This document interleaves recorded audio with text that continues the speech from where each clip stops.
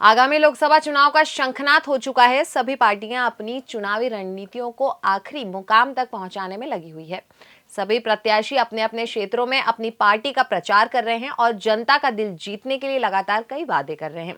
इसी बीच एमपी के CM doctor Mohan Yadav मंगलवार को भाई दूज के अवसर पर सागर लोकसभा के अंतर्गत सुर्खी विधानसभा के बेलहरा में आयोजित नारी शक्ति वंदन कार्यक्रम में शामिल हुए थे। आइए मैं आपको बताती हूँ क्या है पूरा मामला। इस दौरान वहां कार्यक्रम में पहुंचने पर भारी संख्या में उपस्थित बहनों ने मुख्यमंत्री मोहन का तिलक लगाकर पुष्पों की माला पहनाकर स्वागत अभिनंदन किया। वहीं बहनों ने इस अवसर पर रक्षा सूत्र भी बांधे।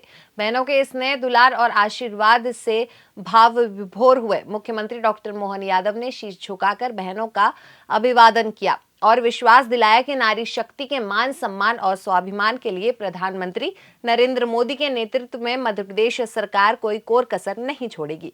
मुख्यमंत्री डॉक्टर मोहन यादव ने इस अवसर पर बहनों से संवाद भी किया। आज के इस अवसर पर बुंदेलखंड की धरती पर चूंकि चुनाव के मौसम में मैं आया हूं, मैंने कहा तिथि से ज्यादा पवित्र हो ही नहीं सकता कि भाई दूज मिल जाए। ये परमात्मा की दया। बहनों को नमस्कार करके बहनों का हाथ में क्या होड़ मची है। मैं बहनों से कह रहा था केवल इसी हाथ में क्यों बांध रहे हो, ये कोई दूसरे ने थोड़ी दिया, ये भी भगवान ने ही दिया है। ये हाथ कम पड़ गया तो दूसरे पे बांध बांध करके बहनों ने प्यार लुटाया। मैं आपको बिलहरी की सारी बहनों को प्रणाम करता हूं, धन्यवाद देता हूं। जब हमारी सरकार बनी, यही लोगों ने कहा कि भैया आपकी सरकार बनेगी। हमने सुना कांग्रेस वाले बहुत भाषण दे रहे थे, लाडली लक्ष्मी योजना केवल चुनाव तक रहेगी, बाद में बंद हो जाएगी, पैसा नहीं है, इतने पैसे कहां से लाओगे। हमने उस समय भी कहा था और आज भी कह रहे भैया तुम झूठ बोलते रहिए, हमारी भाजपा वालों की पहचान नहीं है। लाडली लक्ष्मी योजना न तब बंद हुई, न आज बंद हुई, न अगले चुनाव तक बंद होगी।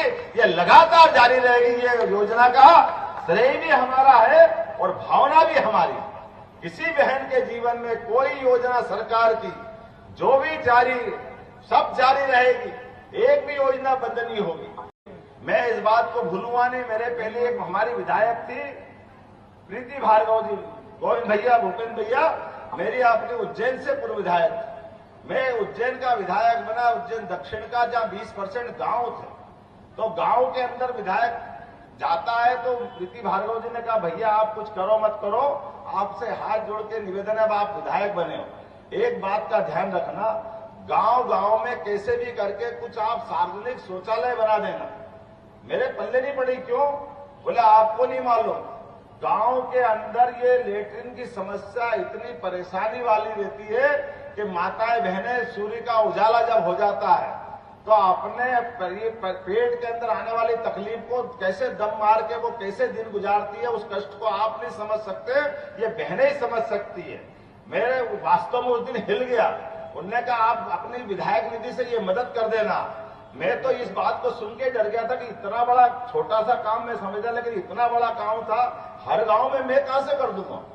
वाकई बड़ी बात। लेकिन नरेंद्र मोदी जी के लिए जोरदार ताली बजाओ, जिनने गांव गांव के अंदर घर घर में ये अभियान चलाकर शौचालय के आधार पर जीवन में कितना पुण्य का काम है, लेकिन कितनी जरूरी बात है। अपनी माता बहनों की इज्जत बचाने के लिए, उनका स्वास्थ्य अच्छा रखने के लिए, भारत की दुनिया में अच्छी एक छवि बनाने के लिए कितना आवश्यक था। इतने साल कांग्रेस की सरकार थी, उनने कभी माता बहनों की इस कठिनाई को नहीं समझा जो सबसे ज्यादा जरूरी थी। एक बार जोरदार ताली बजाकर वाकई में उनके एक नहीं कितने सारे कदम, और जब एक तरफ कदम बढ़ाया तो घर कच्चा क्यों होना चाहिए, तो घर भी पक्का होना चाहिए।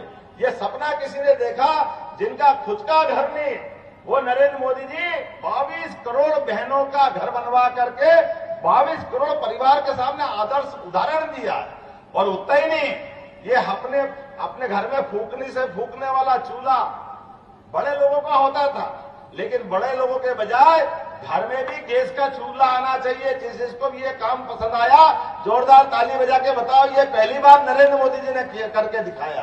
प्रकृति से परमात्मा तक, संस्कृति से अपनी समझ तक, सब दूर हमको परस्पर रिश्ते से जोड़ती है। और रिश्ते जोड़ने में ही हमारी मां से जो हमको जन्म मिलता है, तो बहन से दुलार भी मां से कम नहीं होता है। इसलिए भाई दूज के अवसर पर आप सबको प्रणाम करता हूं। हमारे माथे पे लगने वाला तिलक और हाथ में बनने वाला धागा, यह हाथ में बनने वाला धागा आपके माध्यम से हमारी शक्ति का आधार बनता है और दुनिया की किसी भी ताकत से लड़ने का साहस और पराक्रम की पराकाष्ठा करने की, तिलक लगाने की जो आपकी वृत्ति है, जीवन में हम अपने मस्तक को कभी किसी के आगे झुकने नहीं देते। इसका आधार हमारी बहनें होती है। मुझे इस बात का गर्व है। बता दें कि इससे पहले भी मध्य प्रदेश में विधानसभा चुनाव के वक्त बीजेपी प्रदेश की महिलाओं के लिए लाडली बहन योजना लेकर आई थी, जिसका उद्देश्य प्रदेश की सभी महिलाओं को आर्थिक रूप से सशक्त बनाना था। बीजेपी की इस योजना ने महिलाओं का दिल जीता और इसका असर साफ तौर पर एमपी विधानसभा चुनाव में देखने को भी मिला था। अब जब लोकसभा चुनाव करीब हैं, तब बीजेपी एक बार फिर महिलाओं को अपने निशाने पर रखकर बड़ा दांव खेलने की कोशिश कर रही है। बस अब ये देखना होगा कि बीजेपी के इस रणनीति का असर चुनावी रुझानों में कितना देखने को मिलता है। आप ऐसी देश और दुनिया की खबरों के लिए बने रहिए हमारे साथ प्रदेश तक पर।